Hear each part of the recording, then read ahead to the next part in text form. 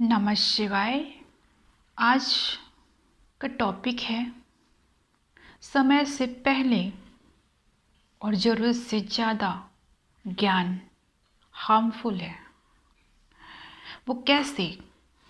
अगर आप किसी गुरु के सत्संग को सुनते हो, ठीक है, और अगर आप नर्सरी क्लास में हो, अध्यात्म में, साधना के स्कूल में, आप नर्सरी में हो और ज्ञान की बातें जो आप सुन रहे हो वो 12th क्लास की है, तो वो आपके लिए हानिकारक है। क्यों? क्योंकि देखो, आप उस नर्सरी के टीचिंग को सीखना बंद कर देते हो और डायरेक्ट जो 12th क्लास की टीचिंग है, जो चेतना है, जो ज्ञान है, आप उसको सीखने के लिए स्टक हो जाते हो। तो फिर न आप घर के हुए न घाट के हुए। इसीलिए कहा जाता है कि जब आपका गुरु आपको कोई चीज़ बता रहा है, वहाँ पे बहुत सारे साधक हैं, अध्यात्म जगत के स्टूडेंट हैं, तो वो हर एक की कॉन्शियसनेस अलग है। और अगर आप नर्सरी में हो तो आपकी चेतना का लेवल अलग है। तो गुरु जानता है कि आपको अभी क्या बताना है, लेकिन मैं अपने ही एक्सपीरियंस से आपको बताना चाहती हूँ। मैंने देखा है अपने जीवन में, जब हम साधना करना शुरू करते हैं और जब हमने गुरु से दीक्षा लेके आते हैं, हम साधना करते हैं, उसके बाद साधना करते करते हम ग्रोथ भी करते हैं। क्योंकि साधना कोई एक दिन की, 1 घंटे की, या 1 महीने की, या 1 साल की, या 10 साल की कोई फिनोमेना नहीं है। साधना तो आपको अपने संचित कर्म को काटने के लिए निरंतर करना ही पड़ता है। आपने जो कर्मा बैगेज इससे पहले की पास्ट लाइफ में जो किया था, उसका प्रारब्ध जो है उसको आपको काटना है। तो एक बात बहुत गांठ बांध लो, कोई एक निश्चित टाइमलाइन नहीं है कि मेरे इतने दिन में मेरा ये चीज़ क्लियर हो जाएगा। वो तो एक कॉन्सेप्ट है, वो तो आपका एक माइंड का कॉन्सेप्ट है कि आपका माइंड इतने दिन में उसको अंदर एक्सेप्ट करता है, लाइन अप करता है उस चीज़ को। तो वो आप पे डिपेंड करता है कि आप कितनी एफर्ट डालते हो, कितनी शिद्दत से पूरी प्रयास करते हो, इंटरनल एंड एक्सटर्नल, मतलब फिजिकली एंड स्पिरिचुअली, दोनों वर्ड में आप उसे कैसे बैलेंस करते हो। तब जाके वो चीज़ हील होता है। हील सिर्फ इंटरनल ही नहीं होता, हील जब अंदर होता है तो बाहर उसका रिफ्लेक्ट होता ही होता है।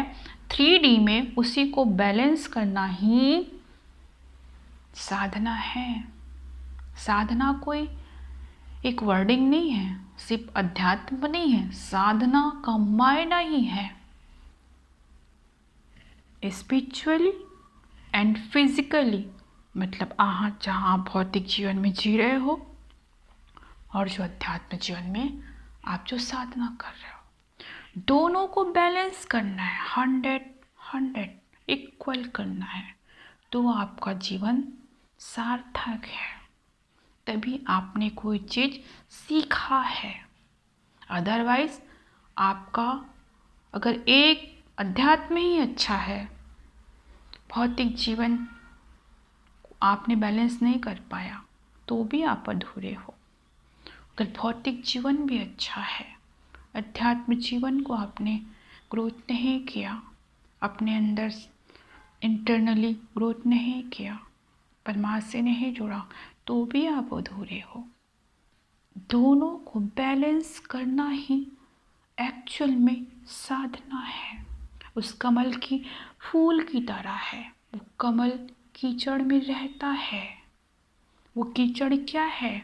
आपका भौतिक माया वर्ग। और जो कमल ऊपर है वो क्या है? अध्यात्म वर्ग, महामाया। वो दोनों को कॉम्बिनेशन है। और देखो, इसलिए हर कोई सिद्ध उसी कमल के फूल का उदाहरण देता है, क्योंकि वो कंप्लीट बैलेंस फॉर्म में है। वो अपनी जड़ को छोड़ता नहीं है, उस भौतिक जीवन से भागता नहीं है। वो दोनों को बैलेंस करके अपना जीवन जीता है उसी कीचड़ में। पर वो कीचड़ उसके ऊपर कोई भी गंदगी नहीं कर पाता। तो कहने का आशय ये है कि हम बड़ी बड़ी ज्ञान की बातें सुनते हैं और हमारा जो चेतना होता है उस लेवल का नहीं होता है। फिर हम उसी जो हाई लेवल की ज्ञान की बातें हैं उसको पकड़ लेते हैं और वहीं पर ही जाने की चेष्टा करते हैं, और बस उसी एक बात को गांठ बांध के हम अपने जीवन में स्टक हो जाते हैं। नहीं, अगर आप नर्सरी क्लास में हो तो आपको 12th क्लास तक सहजता से पहुंचना है, स्टेप बाय स्टेप, तो ही आप उस ज्ञान को प्राप्त कर सकते हो। अदरवाइज आप अपने जीवन में कहीं नहीं पहुंचोगे, भटक जाओगे। फिर कोई नया ज्ञान आपको बता देगा, आप वहाँ अटक जाओगे। नहीं, सहजता के साथ nursery, class 1, class 2, class 3, class 4 निरंतर आपको ग्रोथ करते जाना है। और जैसी आपकी चेतना वैसे आपको ज्ञान की बातें अपने आप समझ में आता चला जाएगा। अदरवाइज ज़रूरत से ज़्यादा ज्ञान की बातें आपको कहीं का नहीं छोड़ेगा।